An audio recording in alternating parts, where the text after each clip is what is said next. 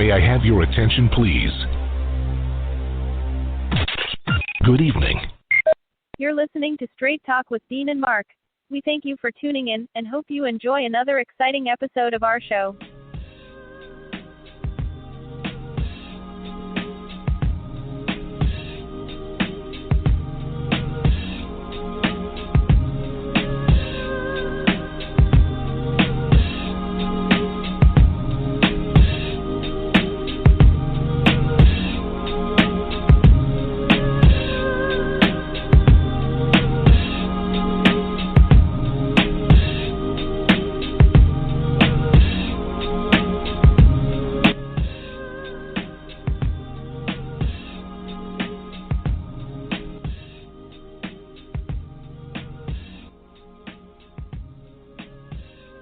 Ladies and gentlemen, welcome to another episode of Straight Talk with Dean and Mark. It's the 22nd day of February 2022. Maybe that's a number you might want to play if you play that lotto or do something like that. But it's the six-man Dean Geronimo in the studio on this Monday night. And from NJ to NC, I'm in the studio with my right-hand man, Mark Lee. So, Mark, tell me what's good in your neck of the woods, my brother. Well, you know, we're keeping busy as always. Got 1,001 things going on, including the Black Business Expo right here in Durham, North Carolina with Eric Kelly. So, you know, I'm just rocking and rolling, doing 1,001 different things as always. And, of course, we just finished the Black Empowerment Week, which was a week-long event that was held in Rockingham County. We had all kinds of discussions about everything from health to films to faith to business technology, to a number of other things. We were just having a great conversation, and right now we're in day one of the Black Business Expo. So, you know, they're just using my StreamYard account, and, of course, we're also having amazing conversations on IBM TV as well. As a matter of fact, we just finished doing a show with, what was the name of that show? We did Mullins Music and Memories, and that featured none other than Greg Fishel, who is this amazing weatherman from none other than this area and all. So definitely it was a great conversation. He's been a scientist and a weatherman for probably about 30, 40 years, and it's just been truly amazing and all of that. So definitely a great conversation, an amazing conversation, and I just could not believe what was going on in that regards. And then, of course, I found out that my team, which is suffering, our Marquette Warriors were like 10 and 12, something like that. We went and did something stupid. We went and booked another game. That game was with none other than Carolina. Carolina's not having a great year either, but they're having a much better year than us, and they're going to come down here on Wednesday and play in Chapel Hill. I'm not going to be anywhere near that game because I got a bunch of events going on, plus I'm scared for my guys, but I'm going to probably at least watch it on TV and do a lot of praying and a lot of things along that line. So definitely looking forward to a great conversation, looking forward to many others, and definitely all of that going on. So it's just going to be crazy and all of that. So definitely it's just going on. We're just having a good old time, but I am scared for my Marquette Warriors and what they're going to do in the game and all of that. So that was going on, and then I did a replay for the radio show, which was my interview with Van Dorn Hennon. So definitely it was an amazing conversation and all of that. So definitely having a good time, enjoying myself, and definitely keeping busy, trying to keep things rolling and all of that. But we know that you got a lot of things going on as well. Yes, so yes. Definitely. Definitely, it's an amazing conversation, and we got a lot of things going on. But I know you keep him busy as well, so definitely I know things are rolling along. You've got your things going on. We may have some folks calling in. We're going to see what goes on with that and everything. But definitely just amazing times. And what's happening in New Jersey, because like I said, we just had a torrential downpour, by the way. I do feel for the people in Texas, by the way. I've definitely got to give a shout out to the people in Texas. They are definitely suffering and all of that. So I would love to hear what you got to say about what's going on in your world as well. Well, before I tell you what's going on in New Jersey, I just want to send condolences to the family of my good friend Greg Mason, who passed away today, 50 years old. You know, so it's a little surreal today because I look back at all of the times that we used to hang out in my hometown, Petersburg, Virginia. Outstanding ball player, a lefty at that. So, God has another shooting guard now up there with him. And G Black, I'll see you when I get there. But in New Jersey so far, it snowed earlier today, and then the snow turned into rain. The temperature keeps dropping, so we're going to see what tomorrow looks like. Hopefully it won't be too bad. But, we're still dealing with that. We've had snow maybe about 3 or 4 days out of this last week. So it's been interesting weather-wise, waiting for spring to hurry up and get here so we can get to some warmer weather and I won't have to put this heat on and we can kind of lay low off of that, And also in news in New Jersey, those who like to roll up and smoke marijuana, Governor Phil Murphy, after 3 years of taking office, he said he was going to hope to legalize marijuana within the first 100 days. But he signed 3 bills that together legalized marijuana in New Jersey and put an end to thousands of arrests. So, up here, a lot of people were getting those charges for marijuana possession. And now New Jersey is the 13th state to legalize the use of marijuana. So wow. it does, it actually, it was no fanfare. Of course, some folks are not happy about that. And they were hoping that it did not pass. But you know what? When we look at how police issued more than 2,000 charges for minor marijuana possession, and then some individuals who may have had prior convictions ended up getting even harsher sentences, and so now that takes that away, which is a good thing, So, I don't smoke it, but hey, for those that do, you get to rub on, So you don't smoke it, but for those that smoke it, that's okay. I know I was talking to a buddy of mine. I don't smoke it either, but I do remember many moons ago, I went to a party and I did have one of those brownies, and I was telling this buddy of mine that I didn't smoke because I'm just not into the whole smoking thing. Maybe I got a Bill Clinton complex or something, because I don't like that whole concept of dragging and, the whole puff and all of that. But when I mentioned the brownies, he was like, and I got some of those too. So, like I said, you trying to make a sale. A hustler go try to make a sale any way he can. Yeah. That's true, and what's going to happen now? That's the nature of hustlers. That's the nature of the hustle. And now the question is, are they going to allow those of us of darker hue to own dispensaries? Now, I would be interested in checking one of those out.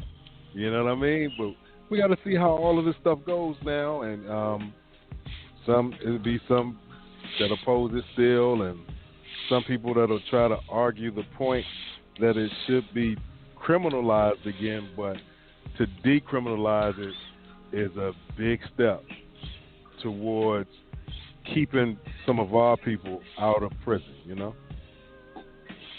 Yep, that's a big step. I don't know whether it's a step that we're going to want to take or anything of that nature, but it's going to be interesting to see how this all plays out. I have heard that I'm not sure how we're doing in the states where it has been legalized, and that'll be interesting to find out whether we're getting a lot of those dispensers or whether it's the majority of the other people that are getting those dispensers in places like Colorado, in places like California, in places where it is definitely very much legal, and how they're doing in those places. So it'll be interesting to see how that's playing out and whether they're getting the kind of support that folks thought that they might get and all of that. So it's going to be real interesting to see how that plays out and whether you can get that dispenser, because this could be your retirement fund, since I know you got several years till that retirement.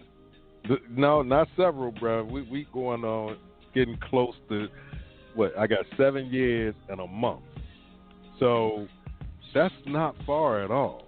When you look at 22 years ago, I started, and I couldn't see, when I first started, They say, yeah, this is a job you can retire from. And I was like, you got to be kidding me. It pays good money, but I don't know if I want to retire from this or not. Fast forward 22 years, and I say, you know what? It's been a good ride. I've seen some things. I've experienced some things that hopefully the majority of people will never have to see.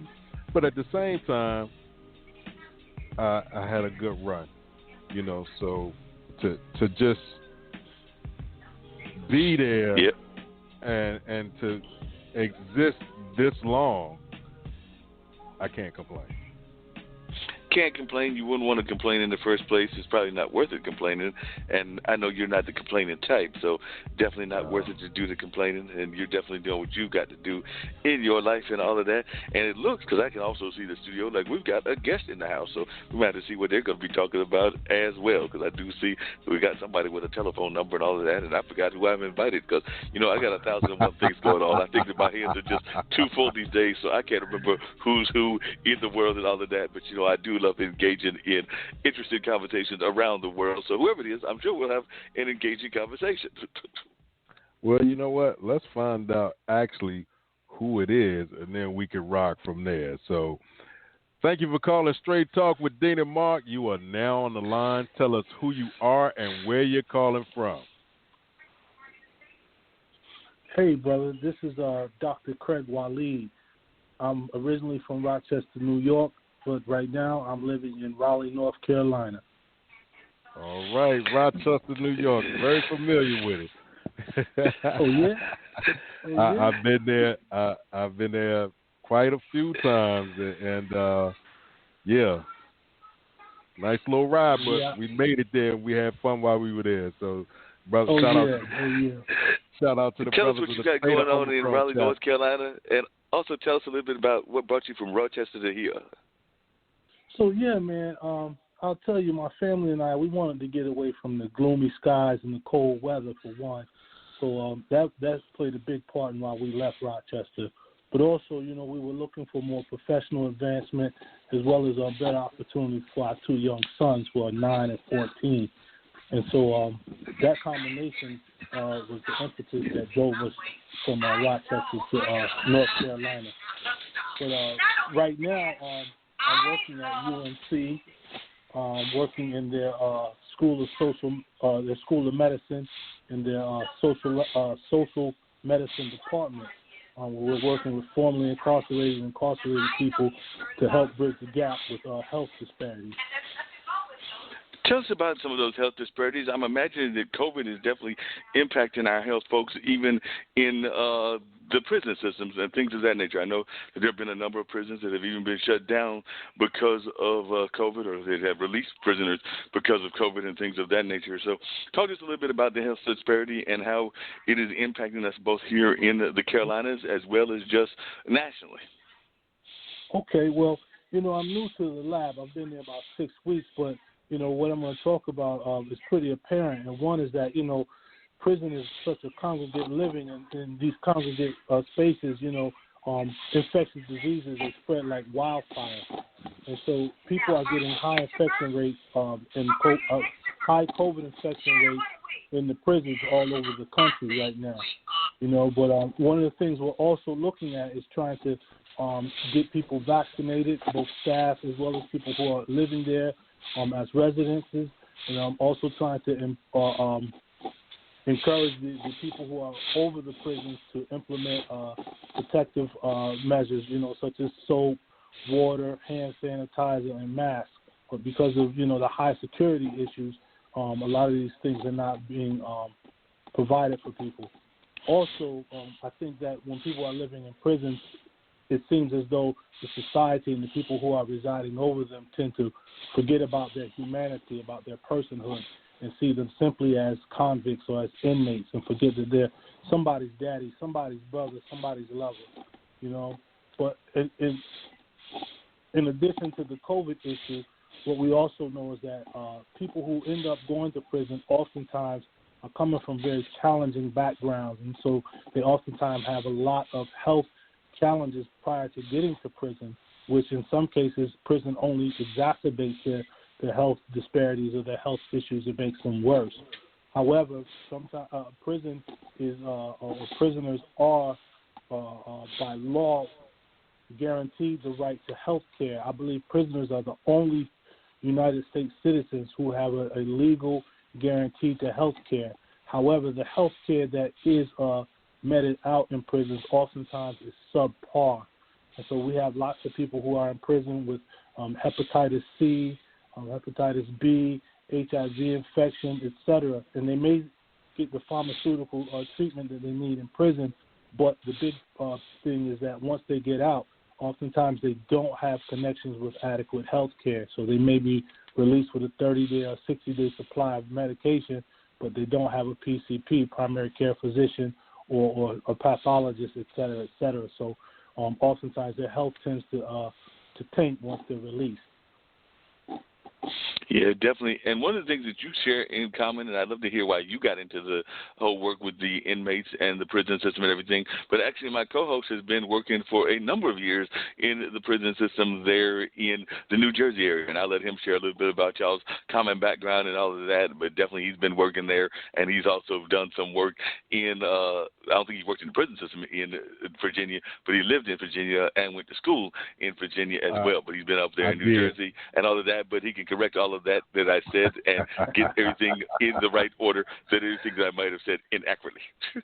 You know what? My first 7 years, I started in corrections in Virginia and then relocated here to New Jersey, where for the last 15 years I've been in the prison system up here.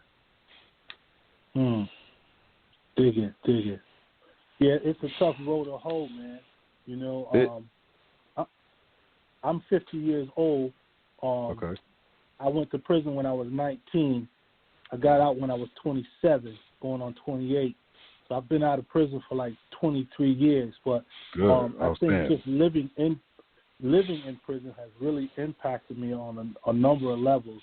You know, one is that I think if you live in prison as an inmate or as a resident, oftentimes you might suffer something very similar to post-traumatic syndrome, you know, simply because of the trauma of living in prison. And so since I've been out of prison, I oftentimes have dreams about prison, things that I've seen in prison, things that happened in prison.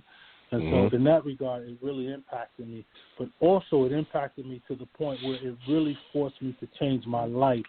And so while I was in prison from 1990 to 1997, I ended up earning an associate's degree from one of the college programs in there, but that didn't stop. You know, once I got out in '97, I went back to one of the SUNY institutions, State University of New York, in my hometown, and I earned a bachelor's degree because I figured if I get a bachelor's degree, then I'll have some ground to stand on, and people can't necessarily slam the doors in my face as easy.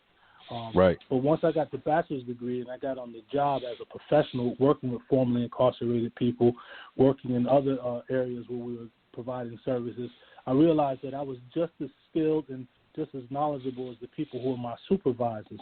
So I went back to school and I got a master's degree in mental health counseling. But by the time I finished my master's degree, I was really burnt out from providing services to formerly incarcerated people. So I started teaching in higher ed as an adjunct. And I'm doing some independent work. And during that time, I figured, well, if I'm going to teach, I might as well go ahead and get a doctorate. So I went back to school and I got a doctorate degree in education from St. John Fisher College in Rochester, New York, back in 2018. And so with all of that experience, I ended up writing a book called Prison to Promise, A Chronicle of Healing and Transformation. I released that in August, and my whole purpose for writing that book was really to encourage people who've been to prison, people who are at risk of going to prison, and people who are just out here in the community who have jaded perspectives about formerly incarcerated and incarcerated people, to let them know that, you know, we can change our lives. And one of the things I do know about people who live in prison, oftentimes they're some of the most brilliant people. They just haven't had the opportunities to flourish. Yes, sir. And what do you think are some of the I'm sorry, Dean. I was just going to ask him what are some of the misconceptions that he thinks that folks have about the prison system and all of that, and definitely about those that are in prison. And definitely, I would love for you to share more about the book. And like I said, since Dean has been working as a correction officer for a number of years, I'm sure he has some questions for you as well. So I've actually brought a guest this time that Dean may have as many questions as I do.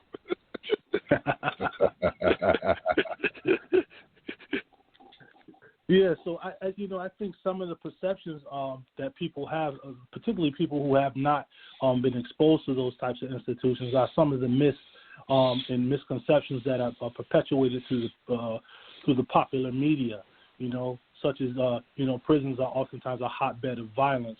People get raped there. Everybody that's there is guilty. Some of those things I think are not necessarily true, though we do know that violence happens there. In certain instances, someone may get raped.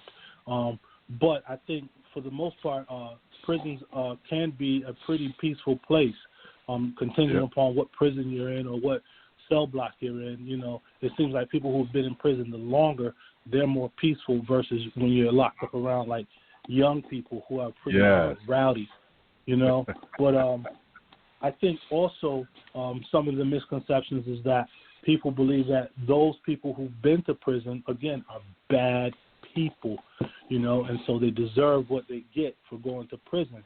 But nobody really takes the time to think about, the social situations that went into helping to drive these people to prison oftentimes, which are, poor neighborhoods, poor schools, and bias all around the board. Just to name a few things. Very true.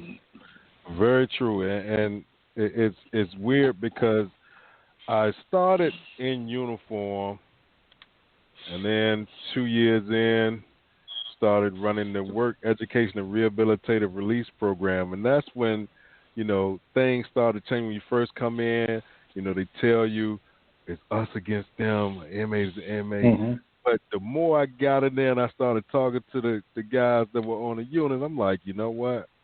Some guys just got put in a situation where they had to make a choice. Unfortunately, that choice did not go with what the standard is. And then being able to help men and women get jobs, get released, and see them out in the community. And that's what made that change for me. So coming here to New Jersey, I came into social services. And now I am in charge of the offender programming for the state. And just watching that behavior change from the time they come in, it's like, nah, I'm going to just lock in, lay down, I'm going to do this, I'm going to do that. But then as the brain starts to work again and they start to activate it and to be able to say, you know what, I want to do this now. I want to do this. And they start, like you said, they start to mellow out. Some people say, oh, my God, you work with those max custody inmates. I said, believe it or not, give me a max custody offender any day over somebody who's there for 2 or 3 years. Somebody else can go deal with that because they want to rock and get rowdy every day, But prior to contrary belief, too, I thought so. Before I started working in this business, I was like, man, I'm getting ready to go in here. And, you watch all the things on TV. And then I got there, and it got real boring real quick. It's like a city within a city. So what happens out here happens in there. You got the cops. You got the people. So, 98% of the days are very boring. So whoever's listening right now, if you discount what I'm saying, I got 22 years in the game. And, you go in and you say, hey, man, just let me come out the same way I went in, but it's based off of one thing and one thing only, and that's respect. And in order to get that respect, you got to be respectable. So, some don't catch that concept. They come in, they say, you know what, you're locked up. I tell you what to do. I'm God to you, blah, blah, blah, blah. And then it's like, And then you got, the rest of us that come in and say, look, man, here's the thing. If I catch you doing it, I got to write it up. I know you're going to try it anyway, but it's a game of cat and mouse. Or we we can live together right now for these 8 hours, these 5 days a week, or these 12-hour shifts, whatever shift I'm on. When I come in, I'm gonna let you live. I'm gonna let you do you. Just don't make it difficult for me.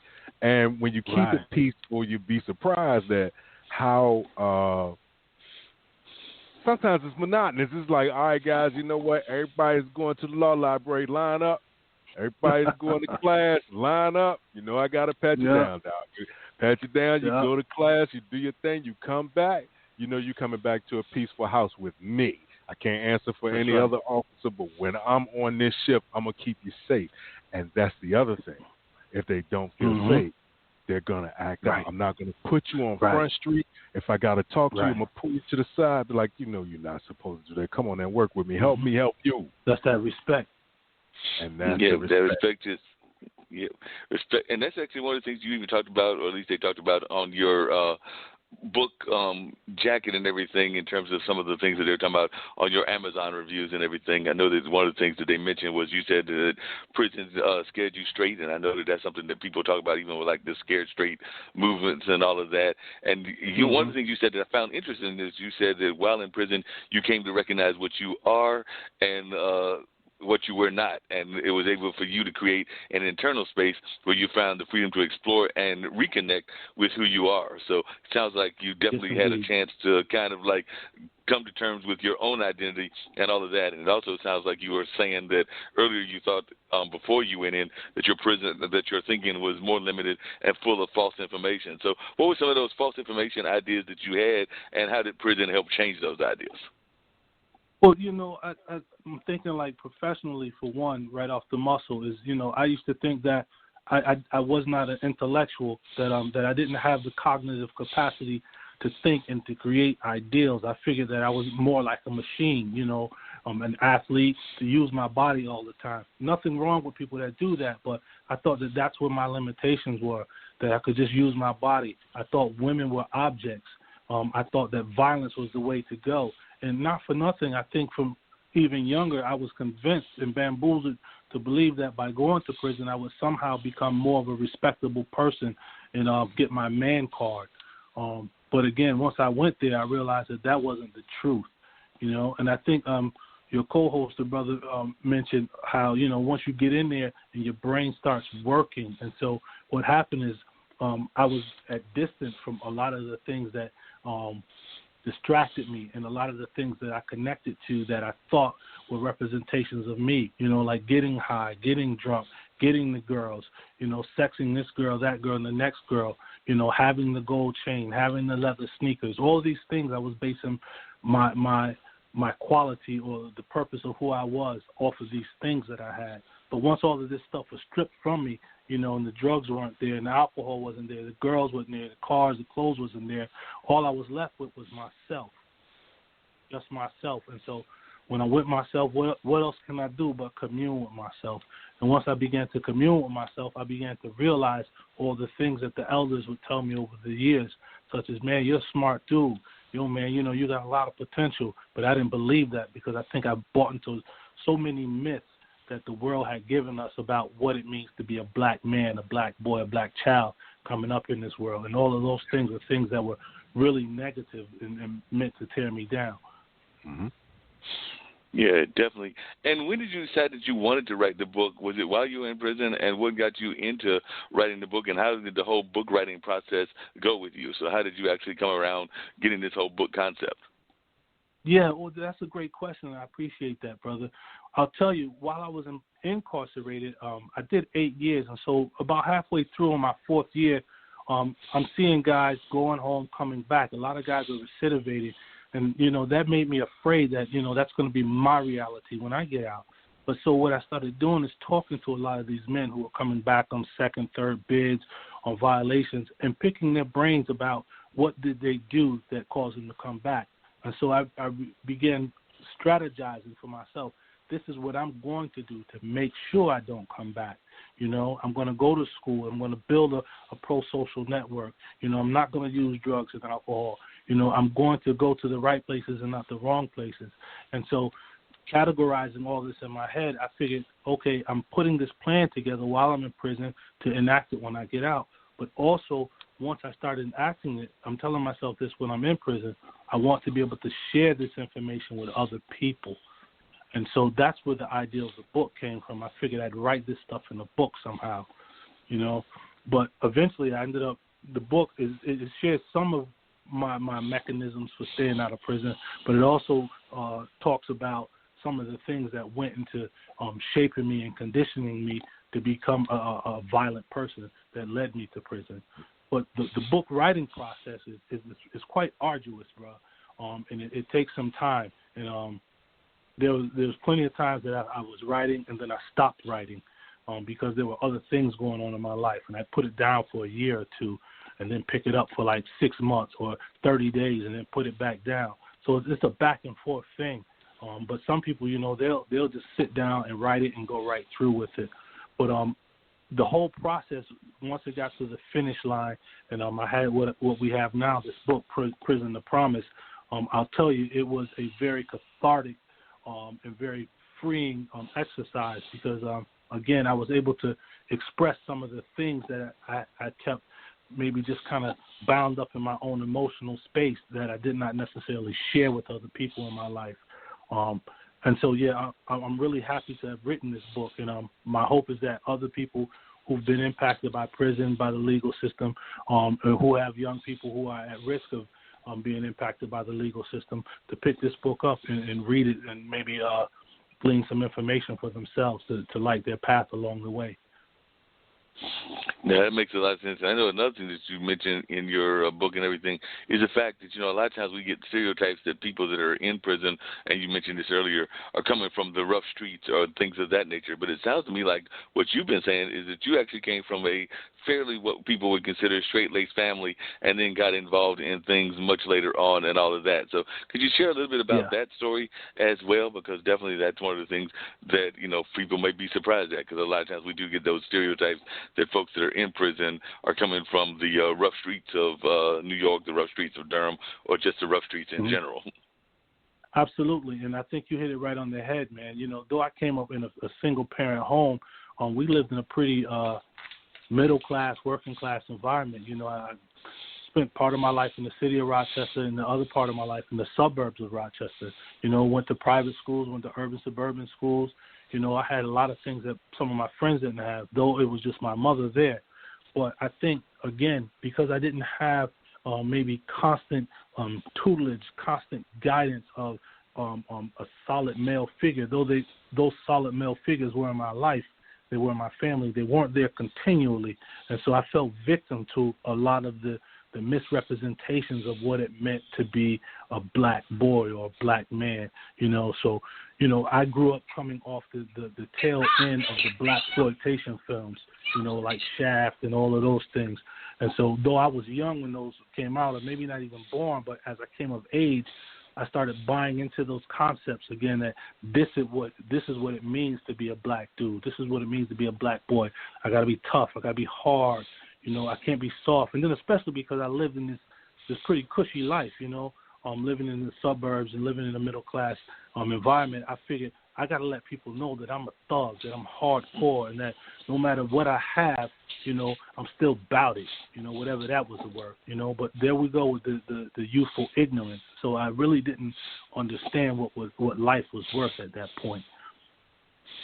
Yeah, definitely can understand that, and I think there's a lot of youth that are still having that attitude even to this day and everything. So what is one of the number one things that is you're going around doing a lot of your work as also a motivational speaker that you try to give to these youth when you're talking to them? So what are some of the things that you try to bring from your experience to talk to them about? And I know a lot of them may also see that you've changed your name and definitely are thinking that, you know, that you've gotten involved with the Muslim society, and we do know that a lot of times folks have this attitude that that's part of the reason that you've reformed and things of that nature. So what are some of the messages that you share with the public when you talk to them? Yeah, absolutely. Well, let me just start right where you ended, which was talking about my name. My last name is Walid. I definitely changed it, and I changed it because some of the people who I was pretty much studying under and was at their tutelage, they happened to have gone the Islamic route. And so, you know, it was really in homage to them. And one of the brothers, he says to me, you know, it seems like you've changed a lot, brother. It's like you're a new person. And how about if we gave you the name Walid? And Walid means newborn or reborn. And so I think the change that I brought about, or they helped me realize in my life, was to be a newborn, a reborn person coming back into my full self. But one of the things, or some of the things that I try to put upon or tell young people is to recognize who you are. Maybe get away from those things that distract you and tap into yourself. Find some quiet space and start asking yourself, who am I? What do I want? What do I want to do? What am I good at? What do I need to do to get better at something that I want to learn about? But always learn. I found that for me, learning was the key. Learning about myself, and then learning about my gifts, my talents, and how I could use my own personal gifts and talents to should I say, help other people that I come in contact to help brighten up the world a little bit. But really, it started with myself. And one of the other things I think is very important is to recognize where you're hurt at and seek help, seek healing, seek therapy, whatever it is, because many of us have been hurt, man, especially young boys. We've been hurt physically, psychologically, sexually, and we don't talk about it, and we stuff these feelings, and these feelings, they come out backwards, they come out hostile, they come out aggressive. So really finding some healing, man, Because that's one of the things I don't think we talk enough about, and I would love to hear your thoughts about that as well, because I do know that, yes, young men and even men that are in their 30s and 40s and 50s are sometimes emotionally hurt or even physically hurt and definitely go through a lot of other kinds of pains. But we've always got that tough guy mentality that we can't talk about our pains and things of that nature. So it sounds to me that one of the things that with your growth that you have found is that we actually need to talk about those pains whenever we've gone through them, whatever those pains may be. So I'd love to hear your thoughts about that as well, because I do think that that's something that we don't do enough of, is share our own pains and what we've been through. Absolutely, and I think that is very cathartic to be able to talk about your pain. At the seat of who we are, man, is emotion, and it's our emotions that connect us with other people. Though we may not have gone through the same things as other people, we've all felt similar or the same emotions at certain points in times. And so I think learning, again, who I am and understanding that, I am cognitive and I am emotional. I'm not physical. Physical is just like, it's a building. It's a garment that I'm borrowing for a short time, and it houses my emotional and psychological self. And so at the seat of who I am is that which thinks, that which feels, and that which knows that I'm thinking and feeling.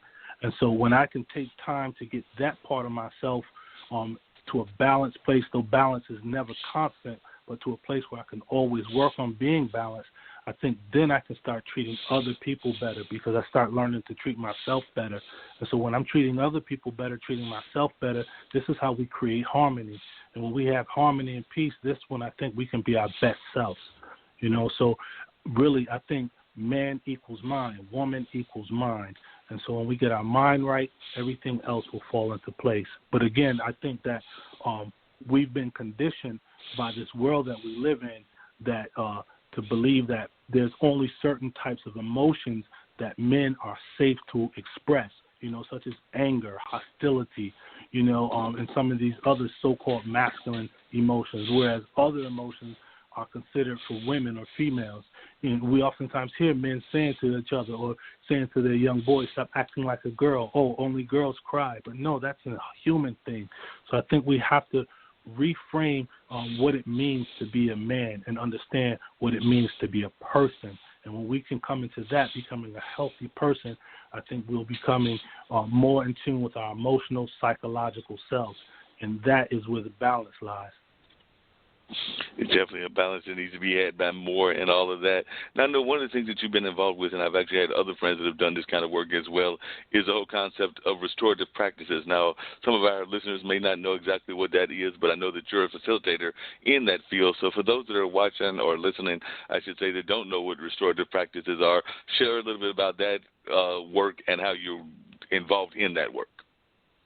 Oh, yes, indeed, brother. Well, let's just think about the word restore, and look at the prefix re, and oftentimes most words that start with re, it means to do again, So when we restore, what we're doing is we're bringing back something that was lost, something that was broken, something that's missing. And so with restorative practices, the foundation is about relationships, because the belief is that where there are strong relationships, there's less of an opportunity or less of a likelihood that people will offend each other because they are in relationship, be they brothers, sisters, lovers, neighbors, but they have, as we talked about earlier, a respect for each other. And so if there is a violation of the relationship, it is much easier to help bring about some healing. And so the restorative practices is really about healing relationships where they've been broken and strengthening relationships so that things won't be done to fracture the relationship. And so some of the things that we do, they're really borrowed from indigenous cultures, in restorative practices, such as, sitting in a circle. I think every society has sat in a circle, and the circle represents, equality, because there's no sides on the circle. There's no higher and there's no lower. And so oftentimes when people have offended against other people, we bring them together in the circle and we have discussion about who was offended, how were they offended, how did that leave them feeling, and what are the things that they need the other person to do to help them feel reconnected, whole again, or to have the relationship restored. Yeah, and definitely that's something that we need to have more of just in society in general. What has been some of your takes just about some of the activism that's been going on in the world and things of that nature? I know that we've definitely had a number of Black Lives Matter protests even here in the Raleigh-Durham area and, of course, around the country. And we did see the opposite side of that, those reactionary people storming the White House and basically doing a lot of things that if we had tried to do, we would have been totally put under the jail probably and everything.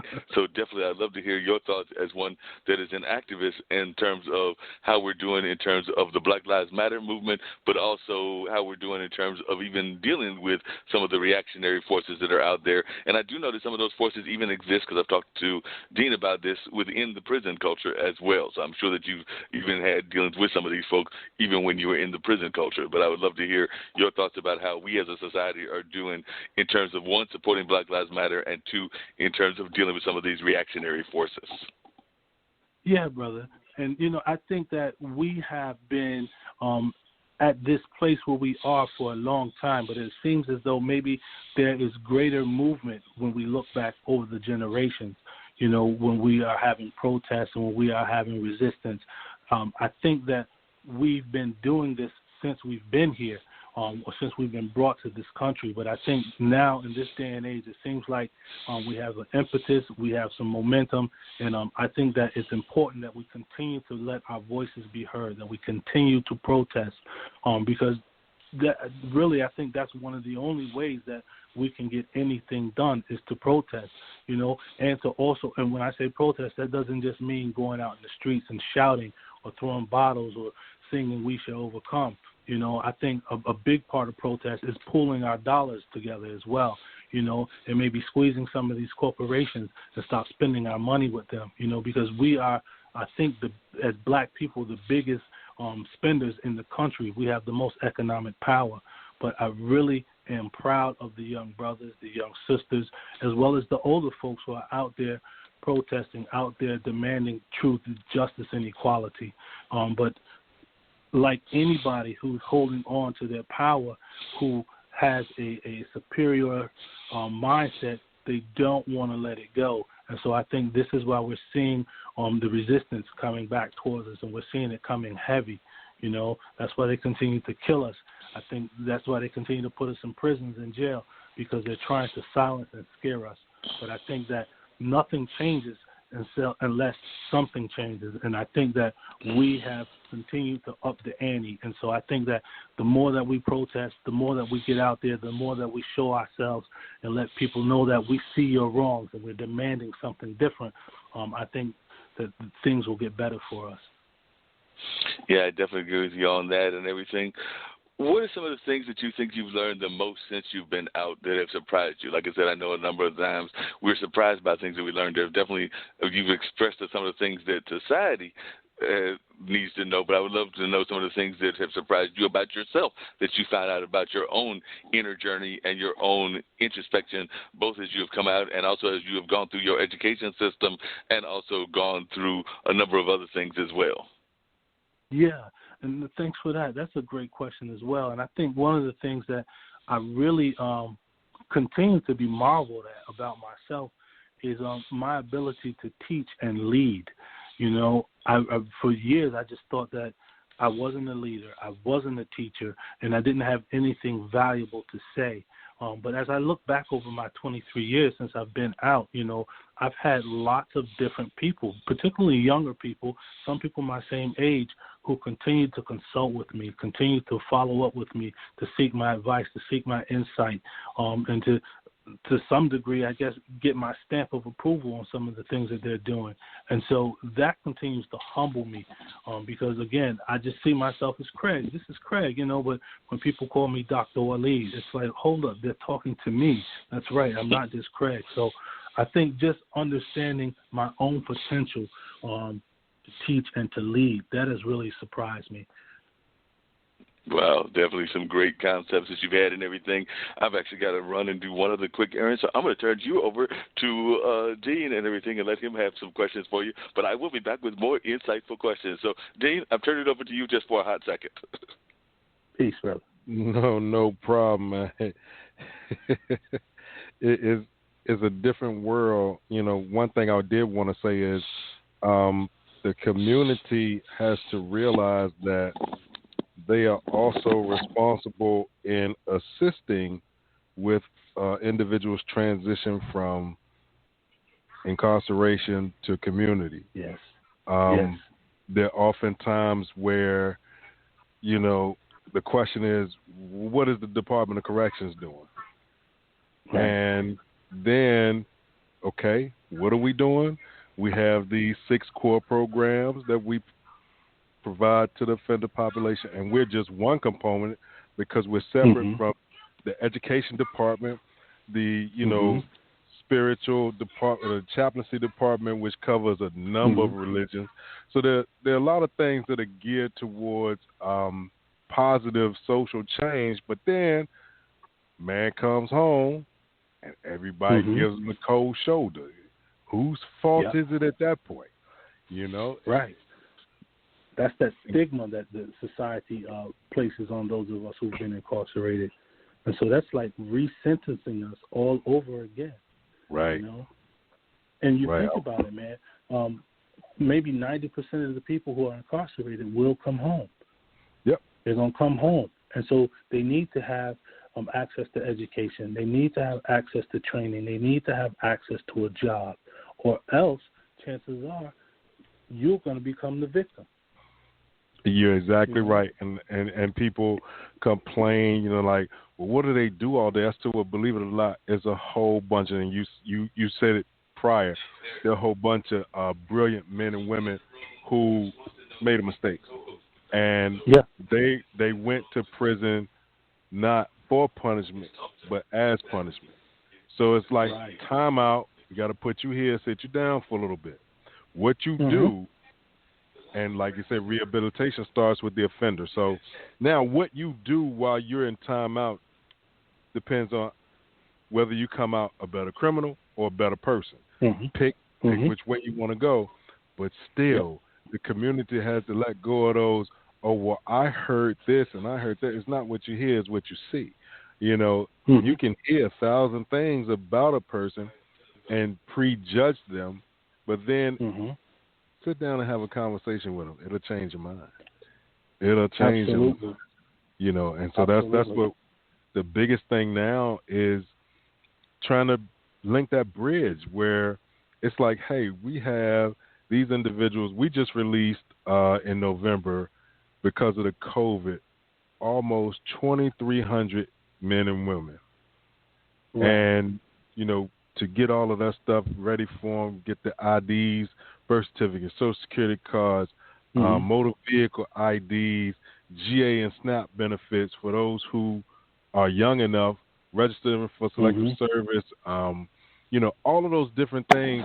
And I remember one of the young men asking me, he was like, what do I need to do this for? I said, well, I don't think anybody ever told you, but it's a federal law that upon your 18th birthday, you need to register with selective service.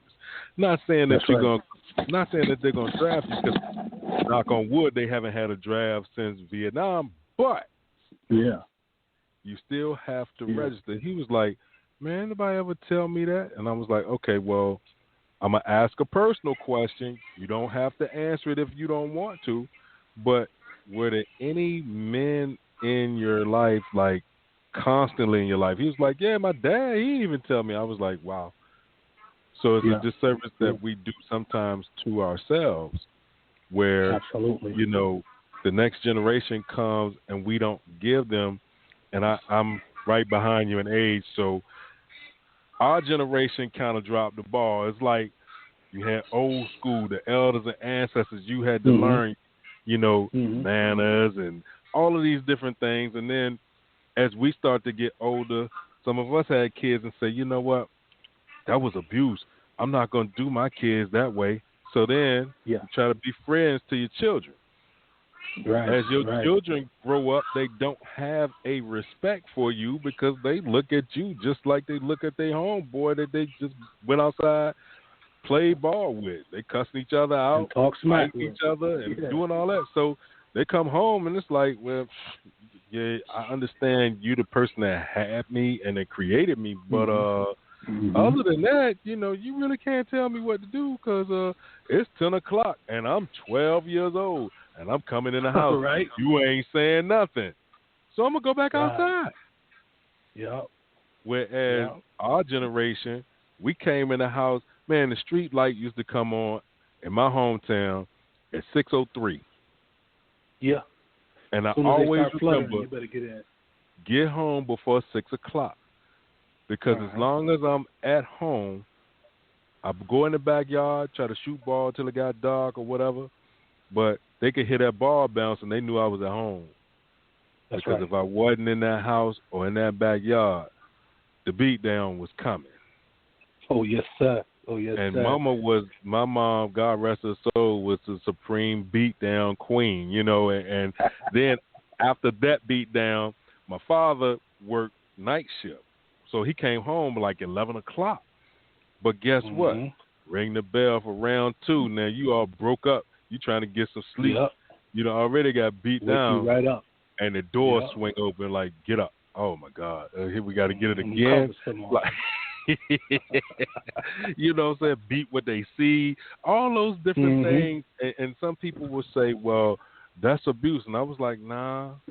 Because of those things, there were some times I did things I had no business doing.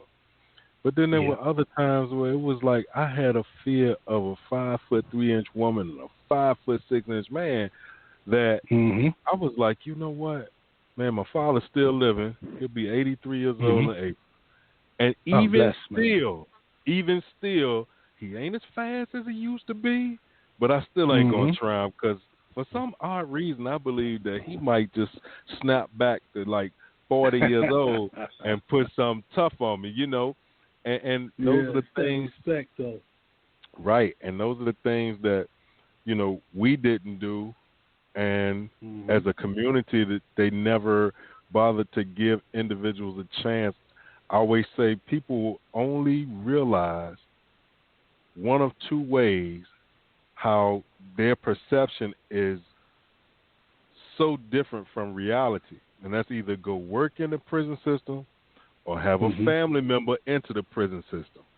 And once you have a family member go to jail or go to prison, you start looking at it a different way because it's like all that stuff that was on TV, that was entertainment for somebody. But this is not how it's really going down. Oh, man. Now my cousin or my brother or my son or my daughter, now they're incarcerated. Now we have to check on them just to be sure, because there are some individuals there to, like you said, treat them as less than. So now conversation start off like, if I'm calling you on the phone, like now, I'm like, hey, Doc, you all right? Yeah, I'm good, blah, blah, blah. Mm-hmm. But if one of us were behind the wall, it's like, hey, man, everything all right? And it's a different tone to that, are you all right? That we have to, and I hope that, like I tell the dudes all the time, put me out of job, man. Just once y'all get out, don't come back. Don't come back. And we're doing something here in New Jersey right. We have closed, in the 15 years that I've been in this department, we've closed 3 prisons, man. We closed 3 prisons. That means we don't have enough people or inmates to fill these jails. So guess what? We shut them down. And shut them down, right. They not all passing. Right. They not passing away, and they not moving all out of state. That means they changing the game of what they do so that they don't come back. And that's a great thing. That's an outstanding thing because, like I said, I got 7 years left, man. And I'm like, in these 7 years, if we can close another prison or 2, we could talk some trash. I'll be like, yo, I don't know what y'all doing in y'all states, but here in New Jersey, dog, we had 14 prisons. We down to 11. And it wasn't because of budget constraints. It wasn't because of a budgetary issue. It's because men and women got out and they changed the game and they're doing it a totally different way. So now they're not coming back.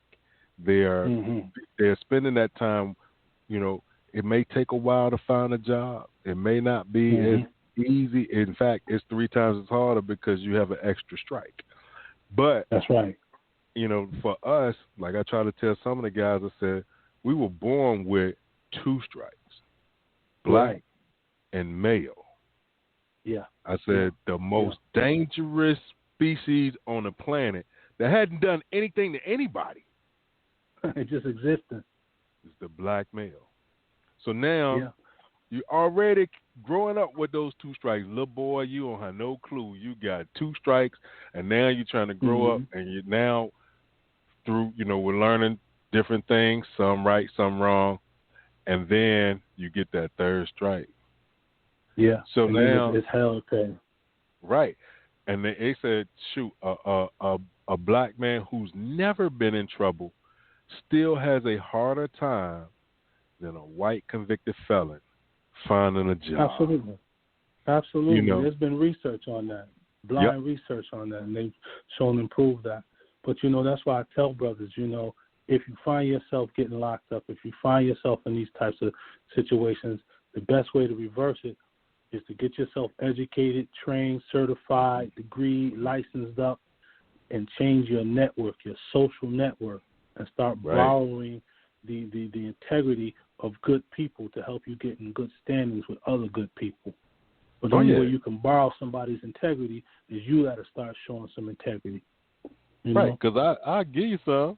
I definitely give you some. It's like, and then they say, well, school ain't for everybody. I said, man, you're right. School is not for everybody, but trades get paid. And if I had known that bit of information before I went to college, brother, I would have learned how to do some carpentry, some plumbing, yes, sir.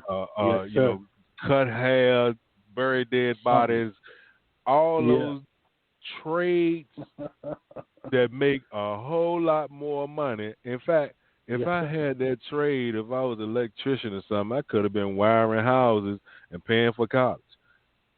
Yeah. And walked out of there debt-free without a loan. Plumbers get big paper, too. All them tradesmen, Yes. But even that, you got to go to school for that. It's just a different type of school, But the whole thing is to become educated, to become skilled, So many of us, I think, still have become fixated with trying to beat the system, Right. And there's some that, and when they try to beat that system, and they realize that the game is set up totally different. It's not designed for you. It was designed to beat you. So you got to learn the game. You got to learn the game first. Right. And then once you learn the game, then you can find out where all of the holes are that you may be able to finagle your way through some of it. And then, but once you learn how to play the game and play it better than the creators of the game, then you start to elevate a little more, and it's a thing, it takes a little time because all of us are stubborn. And there's a little thing called pride. So if you were the man out in the street and everybody knew you were the man, and then you come to prison, you know you're not the man no more. You're the man that's locked up. Right.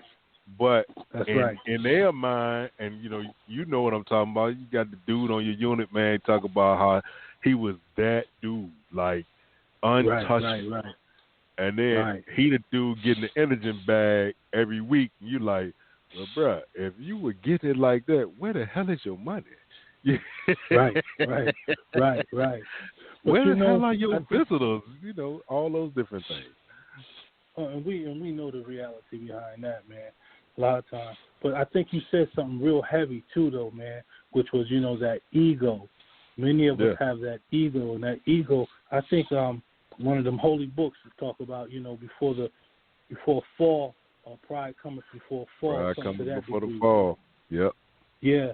But I think it's really important for us as people to recognize, the place that ego plays in our destruction, and learn to slay that ego, learn to lay that ego down, put them aside. Because without arresting our own ego, we continue to put ourselves in precarious predicaments. We continue to put ourselves in situations that can cause harm and hurt to ourselves and other people. And it may not always be physical. It could be psychological or financially or some other way. But I think the ego is a big problem. And most of the times we don't recognize that. And it drives us towards our doom. Because we feel that it can't happen to us.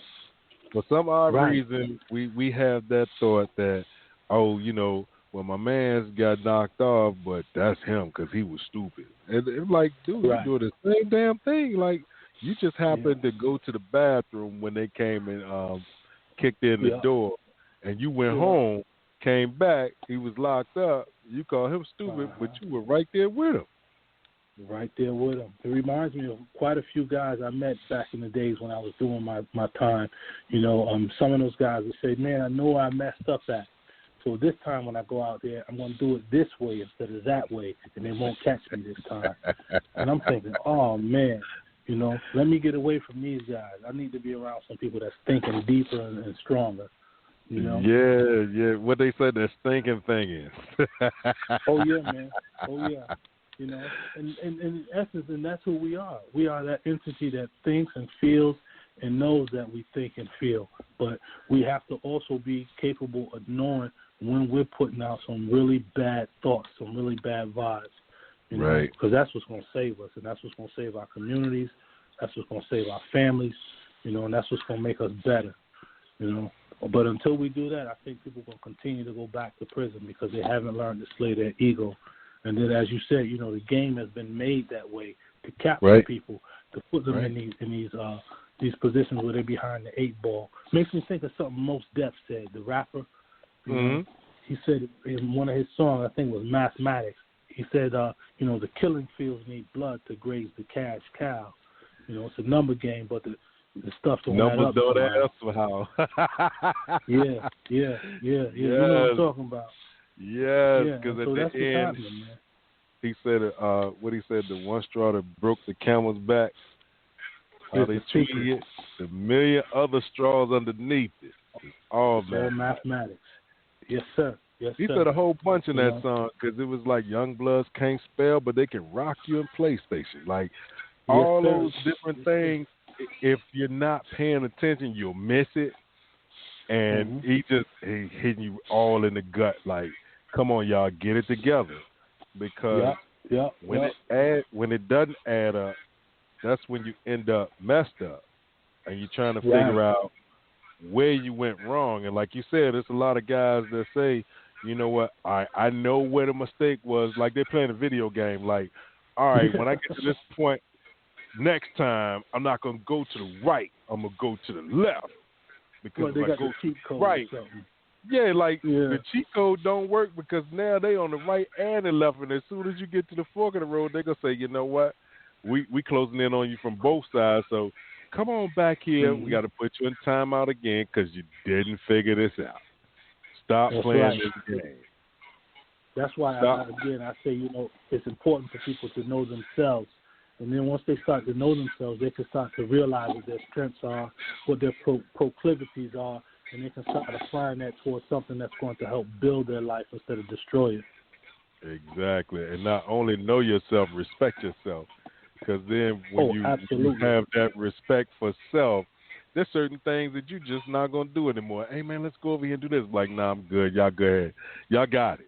But you're scared? Nah, I'm just being smart right now because I can see, we all can see what's on the other side of this action you're about to take. Yep. Now, it's not going to change if you take this action if A, then B. So B is coming. Why the hell do you think you're going to say if A, then A point two? It's not going to happen like that. Right. It's not going to happen. It's the math. I think, Dawes Effects, they said it, chickadee check yourself before you riggedy wreck yourself. They were giving us jewels, man. Wow. Yeah, shout out to Scuba Dre. Went to school with me at Virginia State University, man. They got their contract while we were all on the yard, man. And when they said they won that talent show and got that contract, and we were like, ain't nothing going. They ain't gonna get no record. And then it came out, and we were like, oh wow, they did it. You know what I mean? So yeah. And they were dropping jewels, man. They were dropping jewels. I'll tell you, growing up without a father, growing up without the consistent male presence in my life, I found that a lot of music helped me find my way. Hip hop, KRS-One, Dawes Effects, Nas, reggae, Bob Marley, just because they were dropping jewels and giving you something to really, chew and think about and, look at and go back and chew some more, And without those jewels, man, I think I really would have been like a ship without a rudder. Mm-hmm.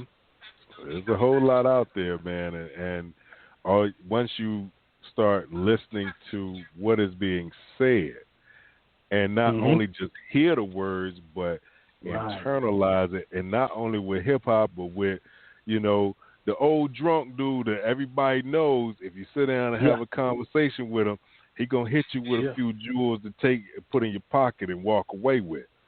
But you got to be willing to have that. You got to be willing to have that conversation, and it's the same way with men and women coming home from incarceration. You gotta be willing to have that conversation with them because they'll learn from you. You're gonna learn from them. But once you remove the ego, you won't have this problem. That's right. Again, I think one of those holy books that you can learn wisdom from the mouths of babes and fools. That's all in Proverbs, brother. Yes, sir. Yeah, okay. That's where it's coming from, Whole bunch of wise lessons that apply to life now. Some people say, you reading this book, blah, blah, blah. Yeah, but you'll read a book about the dude that shot up the bank and killed 100 people. Right. So now put something that's worthwhile in your brain. Hey, didn't say you had to go all in and fall out in church or none of that. Just saying whatever your religion is, if it's Islam, if it's Buddhism, Judaism, Christianity, whatever it may be, Pentecostal, Lutheran, Catholic, whatever. But it's one of those things where it is a guideline to live a moral life. Right. And not everybody needs that, but it helps. Right. It helps. Some people are going to just live a moralistic life anyway. But I think that, if, like you said, if they want to choose a spiritual or religious path that's going to help them get there, I think that's great. Because I think all the traditions, they all really are trying to get people to do just that, to live a moralistic life and to realize the trueness of themselves. And you yeah, see I it a definitely lot. agree with that. You see it. You Sorry see to it a bump lot. back in here, but y'all having a great conversation. And I've enjoyed the conversation, so I'm actually going to sit back and let y'all have this great conversation because I was enjoying it. I get to sit back and not be the main interviewer, but I was going to ask you, what are some of the most important human value lessons that you think you learned since being out of prison and also while you were in prison? Because I know a lot of times we're oftentimes thinking about the value lessons that we learned in various parts of our life. So what are some of the value lessons that you think you learned? I think the very first one is respect. Respect for my own self, which then pours out towards other people. I think that's primary. Respecting myself, respecting others. Other value lessons. I think also that's I think I'm struggling with that right now, but I know that right there, respect is first and foremost. Yeah, that makes a lot of sense. I know a lot of people do struggle with that and everything. When you go and talk to the young folks, I know a lot of times they might be intimidated because you've been in the system, or they may want to disregard you because you've been in the system. Mm-hmm. But what is the way that you approach these young folks, and what is the kind of response that they give you? Because I do know that sometimes when we've tried those scared straight tactics, sometimes they are very effective, and sometimes they got this attitude like y'all were talking about earlier that, they're Johnny Badass and all of that, and that nobody's going to scare them any sort of way, no matter what you tell them. So when you encounter both the tough guys that got that kind of like bravado, as well as some of those that are willing to listen, how do you handle both of those?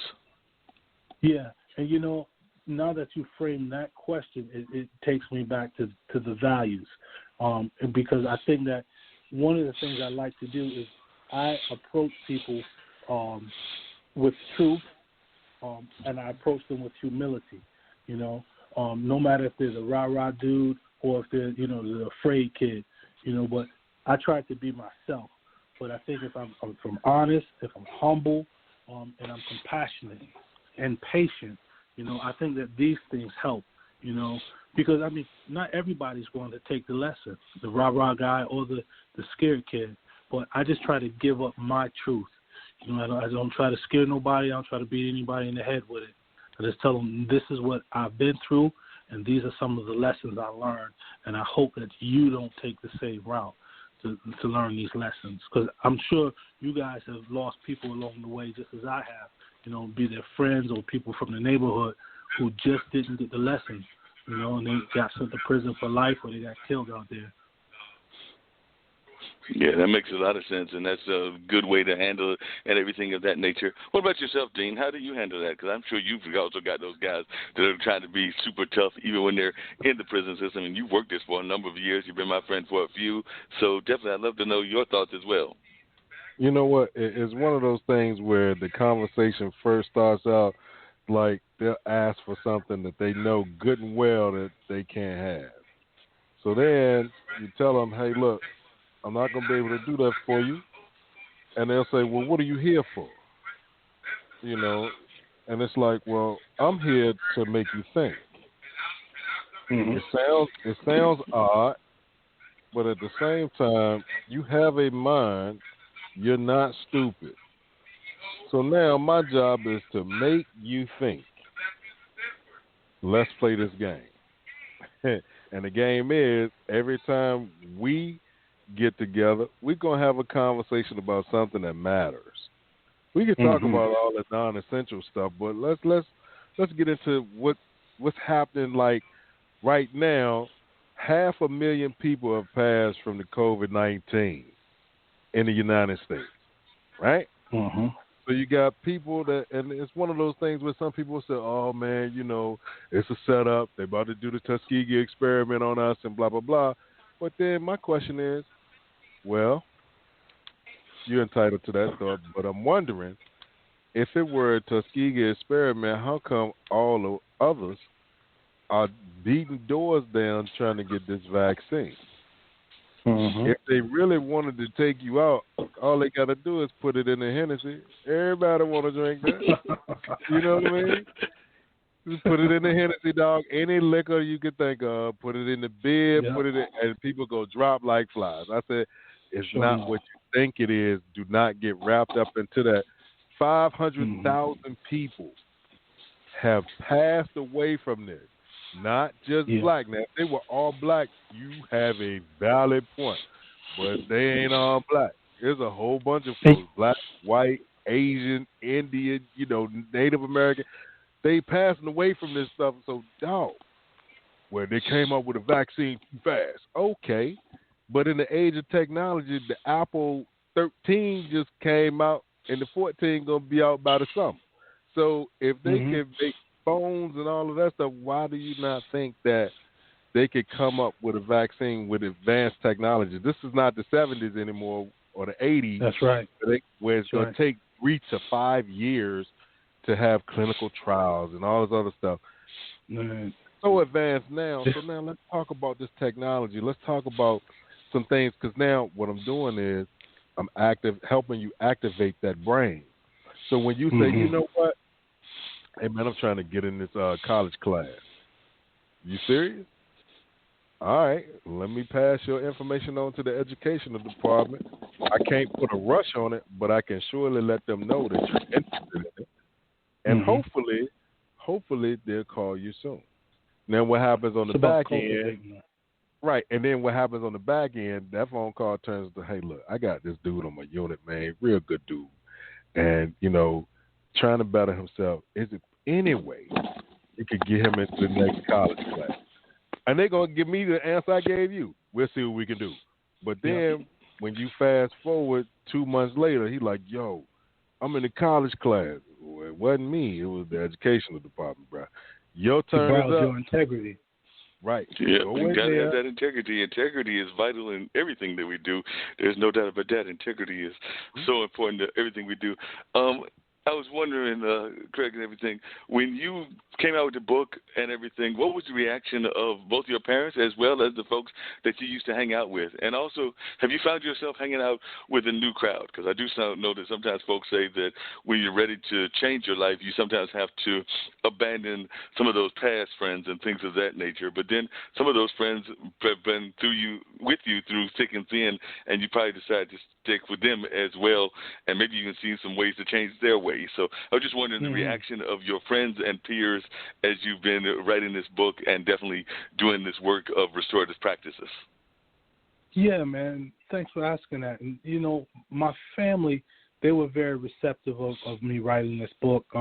However, my sister suggested maybe I shouldn't write the book because it put some family secrets out there, or not necessarily secrets, but just some family business out there, and she was concerned about how people might perceive our family, but I told her this is my truth, and so it has to go out there. But she's been very supportive. My brothers have been supportive. My mother, she was a bit hurt by some of the things I wrote, but at the end of the day, she was supportive. Same with my friends. I have the same set of friends. There's about 6 of them. They've been my friends since high school, and they've been supportive of me throughout my time when I went to prison, since I've been out. However, it does seem that in the last few years, though, my relationship with my crew, my main homeboys, has kind of shifted, because it seems that maybe they're still in that one place. I don't want to get at one place, a particular name, but they're in a place that I'm no longer there. So it's still love and respect, but we're not as tight as we used to be, But then also you ask about, am I hanging with new crowds? I moved to North Carolina 7 months ago, and so pretty much everybody I meet is new. But because of COVID, I haven't really hung out with anybody. But I still have a brother that's here. But I did meet one good brother that is here, and he's about 10 years my junior, and we've been doing some of the same work here in North Carolina, and he's done about 4 or 5 bids himself, and he's turning his life around. And so we've been connecting quite frequently via text or Skype, and we just met yesterday for lunch. And so, I think the people that I'm attracted to and the people that I'm starting to be drawn towards are different than the groups that I grew up with and the people that raised me. And we are seeing a number of folks that are doing this kind of work of trying to help our youth and get them out of bad situations here in North Carolina. I'm actually here in Durham myself as well, and I know that Dedrick Dixon has done a lot of that work as well, and he was involved in the prison system. I think Otis Lyons has done a number of that work as well, and then, of course, Mike Anderson. So I don't know if you've had a chance to connect with him, but he's got an organization Mike does called Polished Souls, and I want to say he was serving a bid for like a death kind of penalty and everything, but because of the crime that he committed. But he did get off of that and is definitely doing a lot of work, not just here, but throughout the country, because he's actually taking his film about his story around the world and all of that, and definitely is trying to get that message out to a number of folks. I know he's been to like St. Louis and I think out to the West Coast and to a number of other places. So I don't know if you had a chance to connect with those folks, but if you haven't, I'll definitely try to put you in touch with them, because I know that they're on LinkedIn with me, and I've also done a lot of work around the Hayti Heritage Center, and so I know a number of folks that are in those fields. So definitely, you should definitely connect with them. And I know Dean, we probably had Bessie and her crew on about 3 or 4 times. Bessie Elmore and her son was involved in the penal system, and they're actually trying to do that transition house kind of activity where people are leaving the prison and then going into mainstream society. So that raises a question that I would love, reentry. What kind of advice would you give to folks that are actually getting out of the penal system? Because we do have an international audience, and we do have an audience of folks that have gone through rough times, but also an audience of folks that have not had those kind of times, but they may have friends that have. So if folks are going through the reentry system, what would your advice be to them and the best way to get back into mainstream society? Yeah, man, and that's a great question. And, I wrote my dissertation on that as well, looking at the impact of emotional intelligence on helping people avoid recidivism. So some of the things that I would tell people to do is definitely, and this may sound cliche, but it's really about the people, the places, and things that are in your life. That's one big piece, because that can influence some of the decisions you make, some of the places you go, and some of the things that you do. But I think the other piece is that people need to have their mind made up about what they want to do. They have to be convicted in their spirit, in their soul, that I am not going to commit any violent or any criminal acts. And then third, I think that it's important for people to get some sort of training under their belt, be it vocational training or academic training, to the point where they can become certified, licensed, or degreed. And I think with the people, places, and things, the right people, places, and things, the right mindset or attitude, along with the right training or capabilities to earn a living wage, I think that will help people. But before any of that, though, what's most important is for people who are coming home to have housing. And that's something I can't tell people how to do, but I know that that's a big crisis for many of people who are coming out of prison. They don't have adequate housing, and without adequate housing, it's hard to establish anything else. Very true. Housing and a job.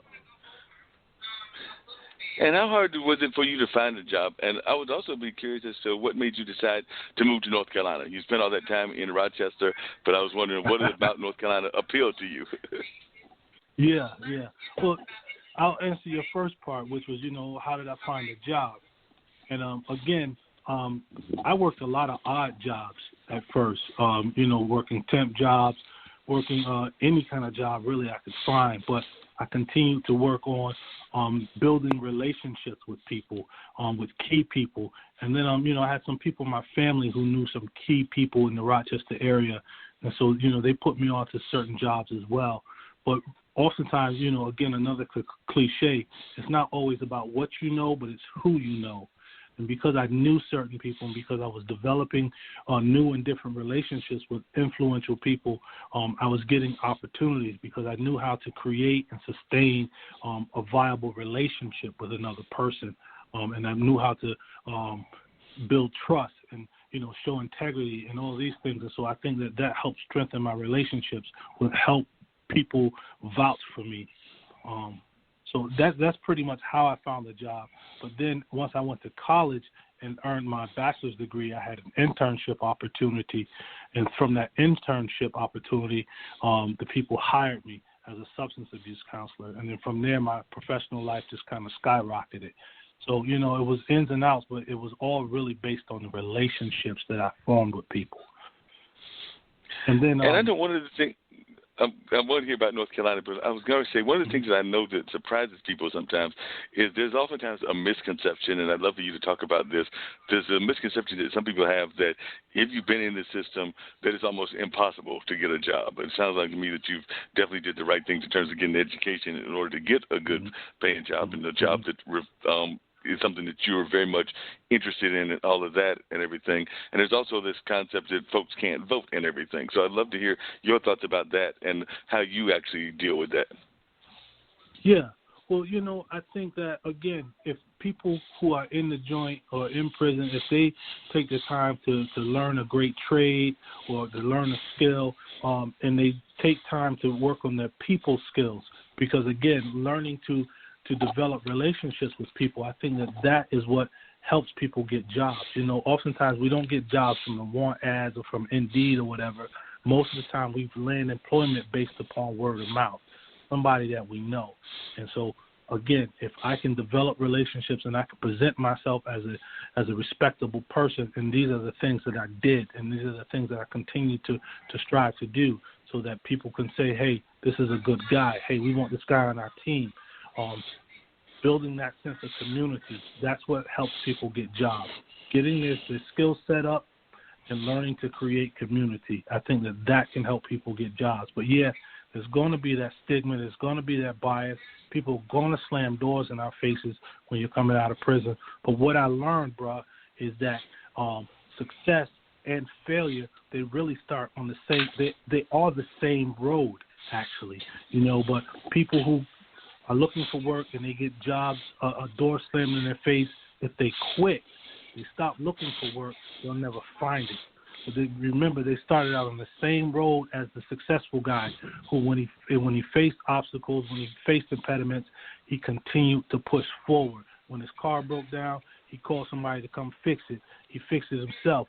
He might have been delayed, but then he got back up on the road and kept going, versus the other person who just abandoned the car, so to speak. You know what I'm saying? So yeah, that makes a lot it's of really sense. about perseverance and preparation.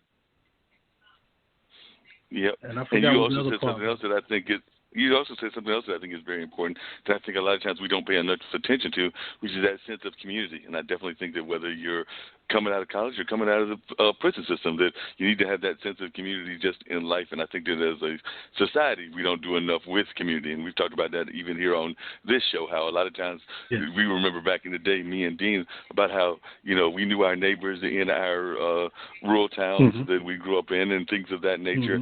And, you know, if you didn't get a whipping just from your parents, you got it from the neighbor and from Aunt May, who wasn't really your aunt and all of that, but would definitely give you that spanking and everything. But I think that we've gotten away from that. So I'd love to know your thoughts about how we're doing in the sense of community and how we can do better in the sense of community within all of our communities. Yeah, and you know, man, that's a heavy piece, and me and Dean were talking about that too when you stepped away. But it's really about having that common unity. You know, that is what community is, when a group of people have a common unity. But I think that so many things in this technological advanced society has driven us apart, driven us away from those values that really grounded our people, you know. And just to kind of sidebar, I've been listening to this podcast about the Green Book, you know, and it's talking about how black people in particular, were in community back in those days, in the 60s and the 50s and the 40s. You know, we were self-sustaining. We were together. We looked out for each other. But, you know, today people are not doing that. So I really think that we're not doing a really good job of communicating or having a good community, a solid community nowadays. You know, it's almost like every man for himself. Or if you don't go to my church, or if you don't go to my mosque, or if you don't go to my temple, then, you know, you're not part of, you know, my common unity, my community. You know what I'm saying? So I really think that we're struggling there, you know. Now, I would definitely agree with you that we're... No, that's all right. And I would definitely agree that we're struggling there in a lot of ways. We're not having that community the way that we should have that community. What are some of the other things that you would like to see society do better as, in terms of somebody that's come out of the system, but you did probably a lot of reading and a lot of reflecting while you were in the system. But I was just wondering, what are some of the things that were very reflective to you, and what were some of the books that you actually used to kind of like develop your own thought pattern? I know that sometimes people, when they go into prison, that's when they discover the readings of Malcolm X or the readings of Martin Luther King, or even the readings of some of our holy books, whether that be the Bible or the Quran, or even some of our Buddhist books and things of that nature. So I was just wondering, what were some of the books that influenced your own development as somebody that is definitely coming to more of your full self? And I'm not going to say that you're at your full self, because I'm one of those people that believes that we're constantly learning and we're constantly developing, and hopefully we're always learning and developing all the way until our last breath. That's right, from the cradle to the grave, bro. From the cradle to the grave. I think what I'd like to see the society doing more of is to be less punitive to people who are coming out of prisons and jails, and creating for our governments to create better opportunities for people to become educated and trained and to find their ways back into mainstream society, versus ostracizing them and not allowing them to get a job or to have an opportunity to vote, to become a full citizen again. I think when people feel included, when people feel that they're part of the community, they're more apt to be productive citizens. I think there's an old African proverb, I can't remember it verbatim, but it's about the boy who was ostracized from the community. He came back and burned it down because he did not feel like he was part of the community. So I think that there needs to be things that can help people become whole again, help them feel restored again once they get out of prison, so that they can add on to the goodness that they bring, that all of us have inherent within us. But some of the books, man, that really moved me, one in particular was the autobiography of Malcolm X. Once I read his story, I realized that, you can go down, but you can also rise back up, and you can shine. You can shine like the sun, But some other books that really moved me in particular were the writings of Dr. Naeem Akbar, Know Thyself, Changing Images of Psychological Slavery, and many other titles by him. And then there was another book by I can't think of his name right now. Sheikh Anta Diop was his name. The African Origins of Society, Myth or Reality. So many books. The Book of Proverbs is very powerful. I still go through the Book of Proverbs. I read so many books. I can't even tell you, but that's just some of them right there. But Malcolm X's book was the one that really took me on a ride. And speaking of that and everything, oh yeah, definitely. And speaking of that, and I know Malcolm X even thought about that as well and everything. But how much do you think that we as a society are almost as shackled as those that are in the system? Because I do know that a lot of times folks, when they read, they think about the fact that we are almost as shackled, those of us that are on the outside, as those that are in the inside. So I was just wondering some of your thoughts as to how much of the shackles are still existing on us, even if we've never been in the system at all.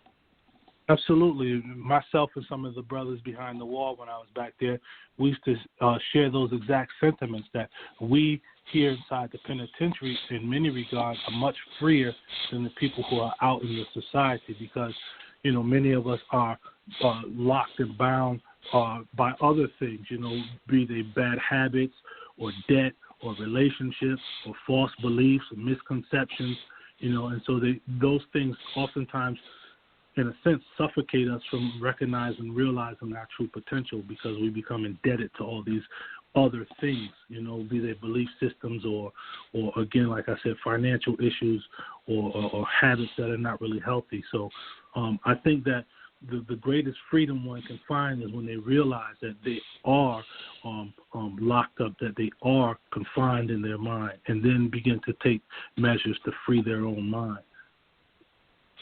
Yeah, definitely got to do more work on freeing our own minds and all of that. So definitely, we've seen that a lot of times folks are not having the greatest attitude about us as people in general, whether that be African Americans, Hispanics, Native Americans, or a number of others as well. So it does seem like we don't do as well as we should in terms of supporting even our other minority groups and everything. So how important do you think it is for us to bond and to connect with other people from other cultures that may not be out of our African-American population, be that some of our Hispanic brothers that are struggling, as well as some of our even some of our European brothers that are struggling, and some of our Asian and Native brothers, and a number of other cultures as well, even the Latin culture. So how important do you think it is for us to unify with our folks that are going through other things as well? I think that is so important for all groups of people to see themselves in one another, because I think we're more alike than we are different, but these external things that we have called culture or skin color or facial features, we use those things to separate us. But we are more alike than different, and so I like to look at nature a lot. I spend time looking at trees, walking in the forest, but one of the things that really fascinates me are the ants. And how the ants, they tend to work together. They're some of the smallest creatures on the face of the earth, but collectively they achieve so many monumental things because they know how to work together. And so despite where we come from, what our belief systems are, what we look like, if we are struggling, chances are we have the same issue, the same oppressor, the same matter that's holding us down. And so I think it's very important for us to come together with other groups of people and for other groups of people to come together with us. But again, we have to get over these superficial things that keep us apart. Essentially, we have to crucify our egos, and then I think we can see ourselves in one another. Yeah, I definitely agree with you on that, and I'm glad that you're out there observing nature. That's something that I've been big on here in North Carolina. Is definitely going out, and a lot of times you can notice a lot of things if you pay attention to, that you just said, the smallest animal like the ants, or even sometimes what the birds and other folks are doing as well, because I sometimes think that they are sometimes even giving us warning signals that we don't necessarily want to listen to, just like I think that the ancestors send us warning signals to our dreams and a number of other things, but we have to be in tune to all of that in order to actually understand the messages that are being sent to us, because I do think that a lot of times we're not in tune with our own belief system and don't necessarily follow what we should be doing. So I was definitely wondering your thoughts on that, because I do think that sometimes we don't pay enough attention to what's going on around our society. And, I think if we go to the forest, bro, you're not necessarily going to find any internet high-speed connection, right? But you'll get a great connection if you go out there and just walk and observe, sit amongst the trees, listen to the birds. And that connection that I think you get is that connection with yourself, that connection with that part of yourself that is that God being that has created all of us. Maybe everybody doesn't believe in a God or a higher power, but it's that higher entity that's within us. I think when we cut out all of the distractions, I think that's when we become more in tune, And so going into nature, that helps me do that. It helps me tap into that piece of me. And I think that it can really help most of us. Because essentially, I keep saying going into nature, but we are nature. So again, tapping into ourselves and understanding ourselves. And I think, again, we have to take measures to eliminate many of the distractions, which are oftentimes in today's society, these electronic devices that we have, Yeah, those electronic devices can get in our way and everything of that nature. I know a couple of times on the show, and this is going to take it just in a different direction and everything, but a lot of folks were, speaking of that electronic devices, there was a person that was in 1600 a while back that used Twitter and a number of other things in terms of mind control and things of that nature. And now we've got a new administration. And, of course, some folks, even in the new administration or out in the public, were concerned about the vice president's stand on some prison matters and things of that nature. So I was just wondering, as one that has been involved in the activist space, how are you feeling about the new administration, and do you think it's going in the right direction, and do you think that they will do right in the form of prison reform? Because I know a lot of people are hoping they were going to get prison reform, but then other people are concerned about some of the things that she did when she was in California. But I was just wondering your thoughts as to whether you think that this is a time that we need to even be thinking about prison reform. Well, I think we always need to be thinking about prison reform, and I'm hopeful that the new administration will make some make some good decisions on prison reform and do some things that can help eliminate mass incarceration and do some things to help empower people who are most at risk for going to prison and people who have been to prison, and again, helping them to regain their citizenry. I know that there was something that the current president signed about prison reform, and people were thinking that what that meant is that he's going to annihilate or to get rid of private prisons or something. But I think that if people looked a little closer, all that really was saying is that he's not going to renew their contracts. So a lot of people that went up in arms, they didn't know that it doesn't mean he's not going to get rid of them. Well, people think that he's going to get rid of them, but what they don't know is that he's just not renewing the contract. So these private prisons are going to still be there. You know, these state prisons are going to still be there. But I think the verdict is still out, and we have to see. You know, but I think the public is putting a lot of expectations and pressure on this administration. But only time will tell, as Bob Marley said. Time will tell. Yeah, time will definitely tell. That's going to be the key in everything. Time will tell, and then we'll know what's going on in that regards and all of that. But I agree with you that time will tell, and we'll find out in that regards what's going on and all of that. But definitely I know a lot of folks are hoping that we're going to get that prison reform. And what are your thoughts, and I'd love to hear from both of you and Dean, about this whole concept of private prisons versus public prisons? Because I do think that we did get into a period where it was nothing but or more private prisons, and a lot of folks are upset about that. So what are your thoughts about the nature of the prisons and whether we need to get away from these private prisons? Oh, man. Well, I mean, when we think about prisons and we think about their history, we can tie the prison industrial complex back to chattel slavery, you know. And so, in essence, I think that's all the prison system really is an extension of the chattel slavery. I think the 13th Amendment says something to the degree that, you know, slavery has been abolished except in the case when someone has been duly convicted of a felony, you know. And so when you look in these penitentiaries, most of them are overpopulated by black and brown bodies, the same descendants of people who were once enslaved in this country. So, you know, I don't think that much is going to be happening with these prisons. I think we still have to fight against them. But I think they're going to be there for a long time. Yep, definitely, and I agree with you on that. Dean, what are your thoughts on that? Well, I know when I guess I look at it, I work in the state system, and you notice the differences between a state-run institution and a private institution, for-profit institution, which every one of them gets money based on bodies. And like I told the guys in the prison in New Jersey, you're worth $60,000 to the government. For every year, every one of you is worth $60,000 per year. It costs more money to incarcerate you than it does to educate you. And in that $60,000, you probably get about $5,000 worth of food and about $2,000 worth of health care. So you tell me where the rest of it is going.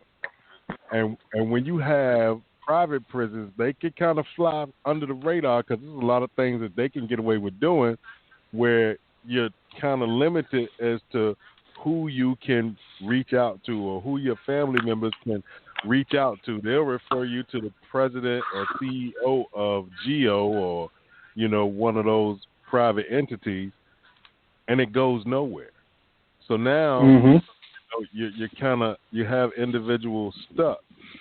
When you talk about the slavery component of it, a lot of individuals that are incarcerated have no clue. Like I said before, learn the game because the 13th Amendment told you what the game was. And when they kept that one piece, and, you know, guys said, well, we can't file taxes and we can't do this. I said, well, remember, you have a fourth strike. And they were like, well, I thought you said it was 3 strikes. Yeah, I did. But the fourth strike is one that people usually don't talk about. So now you're black, you're male, you're a convicted felon, and you're still counted as 3/5 of a person. because that one thing they never changed. They cloaked it and said that, yeah, black people had a right to vote. And then the Civil Rights Act of 1964 came. They got to revisit it once every 20 years. But never once did they say a black man and a black woman are counted as whole people. So now when you get in trouble, what happens? The first thing they do is they put you in chains, handcuffs. They tell you you have the right to shut up, because anything you say, we're going to use it against you. So you have only the right to remain silent, shut up, don't talk. They take you to processing center, they take away your name, they give you a number.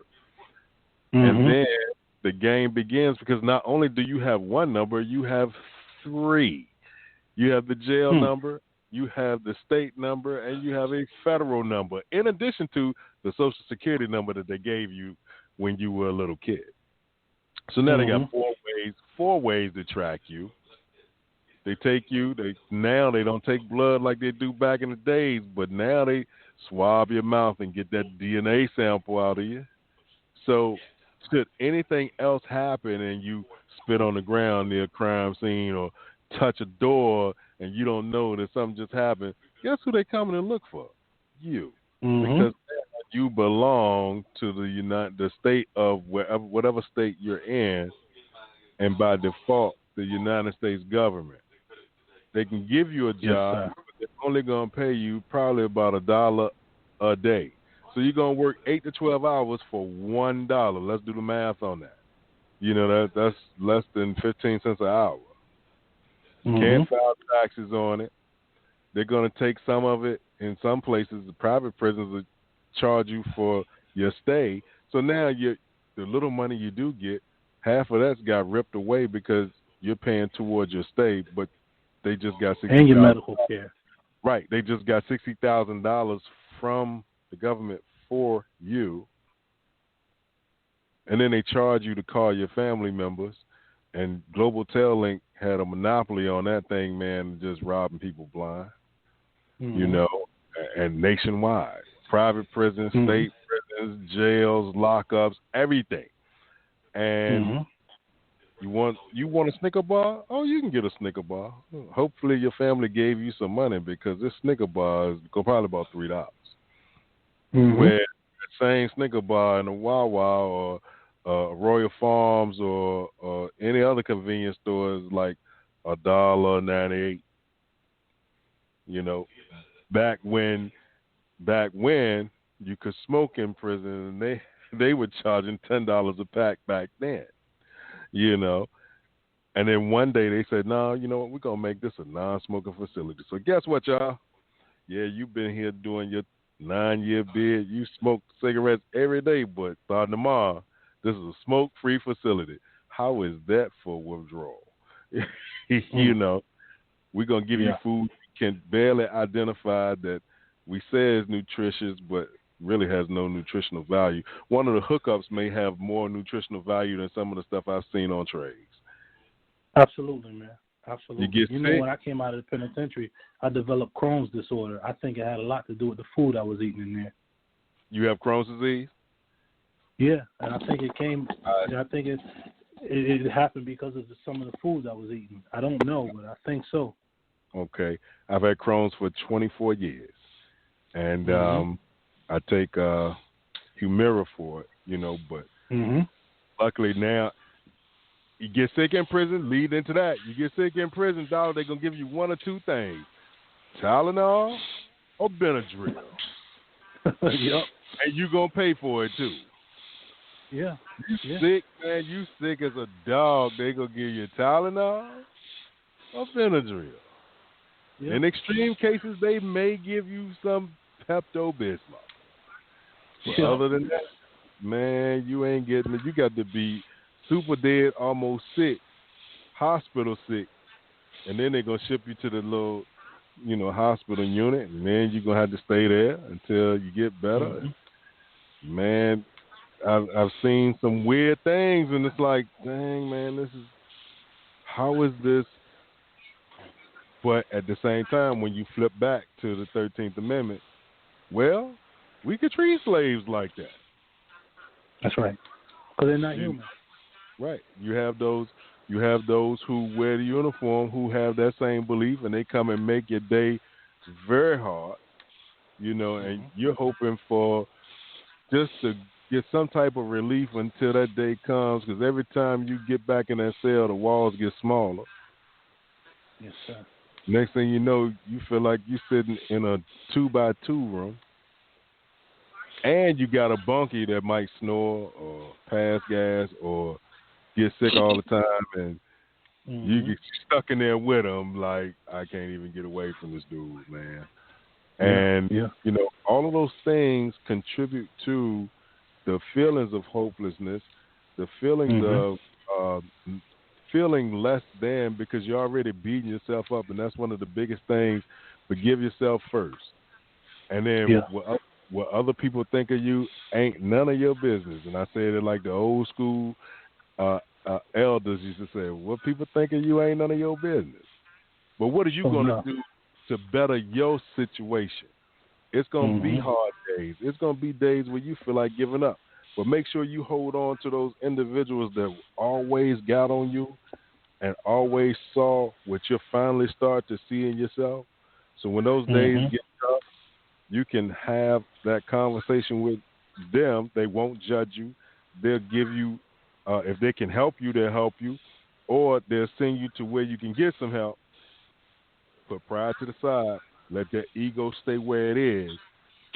And don't be afraid to ask for that help and to follow the direction. It takes a little longer. But then when you get to where you would like to be, it starts to get a little easier. And that's perseverance.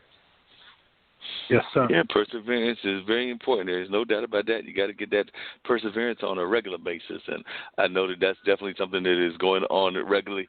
And I was glad, and I dumped in part of the conversation there, that you are feeling a little bit better than going in the past. So glad that things are at least a little bit on the improved side, Dean, because definitely that's my partner in crime. I got to be having him in good shape at all times, no matter what's going on in his life and everything of that nature, because he is my partner in crime in terms of this podcast and in terms of a number of other things as well, because he knows that he's also part of the international broadcast media team as well, because Kimberly and some of the other folks are always asking about him. And then, of course, he's part of a number of other teams also, like the Black Business Expo and a number of other things that I'm involved with. So he's just part of the team. We know he's got that lovely wife of his, but he's still part of a number of other teams that are going on as well. So glad to have you as part of our team and everything.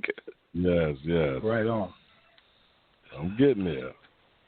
Yo, I know you're getting there, definitely getting better, starting to improve and all of that stuff. So that is a great thing, and we're definitely glad to have you as part of this amazing team of folks that we have here doing amazing things and continuing to do amazing things as well. So one of the things that I always do, and glad to have you as our amazing guest and everything, you're definitely sharing a lot of insights. But one of the things I try to do on most of my shows, and Dean knows this, is I always try to get people to give words of encouragement, words of positivity. You definitely dropped some of those earlier, but I would like to hear any that you've got right now and everything that you would like to share with our audience. So any words of encouragement and positivity that you would like to share with our audience, I'm sure that we would love to hear them right now and all of that, because we do believe in positivity and trying to make sure that folks are being encouraged, whether they're listening here or whether they're listening in India, because we do have a platform that is from India that is part of what we have going on as well. So Dean will be talking about some of the platforms that we're on when we wrap up, but any words of positivity and encouragement that you can share with our audience, I'm sure folks would love to hear that from you. Absolutely, and once again, thank you, brother, for having me as a guest here. But some good words of advice, man, is one of the things I always remember is no matter what we're going through, life is going to be full of highs and lows, but especially when we're going through our lows, not to give up, not to turn back, but to continue pushing forward. And sometimes pushing forward means maybe just sitting for a minute and listening to yourself, listening to your soul, or considering who can come in to help me move a little bit further. But the thing is to never give up, never give up. So that is my word of encouragement. continue to keep your eye on the prize. And definitely, and before you go, I do want to give a shout out to Uncle Mo's Barbecue and Catering, man. That's up there, Rochester, New York, 493 West Avenue. If I remember correctly, nice little spot. Yes, hey, if you're ever in Rochester, make sure that you stop by Uncle Mo's and get you some of that good food every time that we go up there. Some of that smoked turkey. Every time we go to Rochester, before we leave, we get that Uncle Mo's eat in, and then we make our way back down to New Jersey. So definitely want to shout out Uncle Mo's, man. They catered my graduation party back in 2018. I had them. They got the dope food. And when we first got up there, I had to get used to, chalai. I was like, they said, where you at? I said, man, I'm on Chili Ave. They were like, nah, chalai. And I was like, okay, then. All right, I'm getting it. I'll get it sooner or later. Yeah. You definitely know the space there. Yes, I think sir. Everybody call it Chili Avenue when they ain't from there. I sure did, man. And they bust out laughing. They was like, nah, dog, it's chalai. Yeah, that's a good joke, too, man. A lot of folks don't get that one. Yes, sir. Yes, sir. So we greatly appreciate, we definitely appreciate the conversation, man, and best keep pushing. That's all I can say. Yeah. Keep pushing and keep your hand to lift up as you climb up. Those that are ready to go, grab on and come on up. Those that are not ready, lift. Get it later on. It's still going to be right here to pull you up. So whenever you're ready, go ahead and grab on, and we'll bring you up too. And there's no judgment. We're going to try to get everybody to where they need to be, because hopefully this thing that we call the prison industrial complex will eventually start to fade out. And as people start to do different things to better themselves and to be better people for their families and for the community at large, and then who knows, man? We might be old as dirt, but it might be a different world and a better world. So that's my hope, man. Absolutely. Got to keep pushing. Dean, you going to be old as dirt? You can't be old as dirt. That's not allowed. I'm trying to be older than dirt. You know what I mean? I'm trying to be around. That's right. Well, I told y'all before, I'm going for a record. There was a guy named Solomon and a couple of others in the Bible, and I know that they say that it's an impossibility to have happen, but I have decided that you might as well go for 200. I mean, nobody's done it before except for some of those biblical characters, and some of those characters are in the Quran, and I don't think that I'll pull it off, but I might as well set it as a goal. I mean, there's nothing wrong with setting a goal that's impossible. You might as well set the goal, and then if it don't happen, I'll just be up there in Heaven's Gates saying, hey, look, I know it was an impossible goal when I said it, God, Jesus, and Gabriel and the rest of the folks up there, but I just thought I'd give it a shot anyway. No doubt. Yeah. Hey, man, it's been a pleasure, man. Thank you, Dr. Walid. Likewise. It's been truly a pleasure. I do not know, because my phone died, whether you gave those words of encouragement or not. That's what I was trying to have happen and everything, but I'm sure you did, because I know that Dean's going to have my back and everything. So, Dean, I know we've only got about 3 minutes to go, so if you want to tell the good doctor where he can find the replays, as well as a number of the other shows that we've got on the platform, because we are always glad to have amazing guests. And if there's any folks that you want to bring onto the show, we would love to have you share our information with them, because we always love finding good guests. I know I found you through the wonders of LinkedIn, because I'm oftentimes scouring and looking through the LinkedIn platforms and everything, trying to find out amazing people, and didn't realize that you were in my backyard, practically being here in North Carolina now. But I can't really talk about that, because what was it, about a month ago, I found a guest, and it turned out that it was in Dean's backyard of literally Newark, New Jersey. So like I said, sometimes when I find them, we find them right in our own backyards, because I was doing the interview, and Dean was like, I think I know that place. Yeah, sure do. Yes. So, hey, y'all, it's Straight Talk with Dean and Mark, man. Monday nights, 7 p.m. Eastern Standard Time. Be sure to catch the replays on the Skyhawk Radio Network tomorrow afternoon and Wednesday afternoon. both at 2 p.m. Eastern Standard Time. And if you missed those, we got replays and more replays on Radio Public, iHeartRadio, Google Podcasts, Spotify, Spreaker, TuneIn, Stitcher, Podbean, Apple Podcasts, Podchaser, Podcast Addict, Castbox, Podfollow, Deezer, Jay Savin, and right here on Blog Talk Radio, where we are part of the Level Podcast Network, where you can catch other shows such as the Black Girl's Guide to Surviving Menopause, the Chef Gang Radio Show, Funk from the Front Seat, Funk Music with Zach, Learning Unwrapped, Let's K-12 Better, Marketing with Russ, #Rush Selfie, Mona Shake and the Minority Reports, Mullings, Music and Memories with Mark Lee, The Online Dinner Party with Mark Lee, Plan a Good Sleep Podcast, Reinvent Road Trip. Give me 1 second, let's try to find out if we can get this thing pushed down a little bit. And I got all kinds of stuff going on in the background. It just won't stop. But we'll get back to this list. She's on call. I'm missing some, huh? Yeah, the Just Podcast. Let's see, we got the North Carolina one, so we did not mention that one.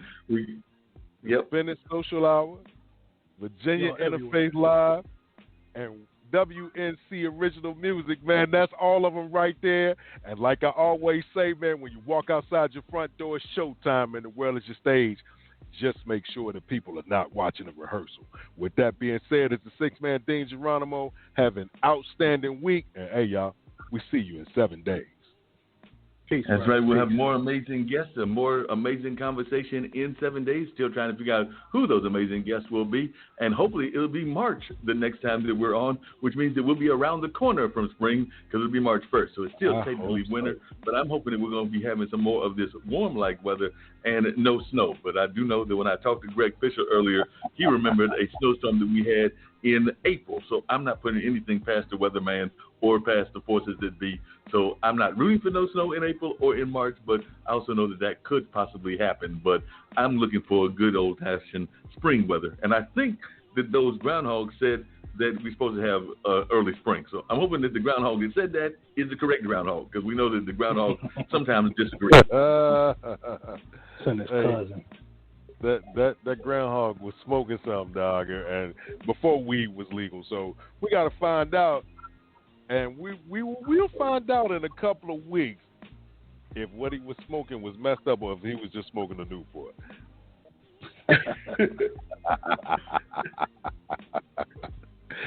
Yeah, so peace, my brother, peace.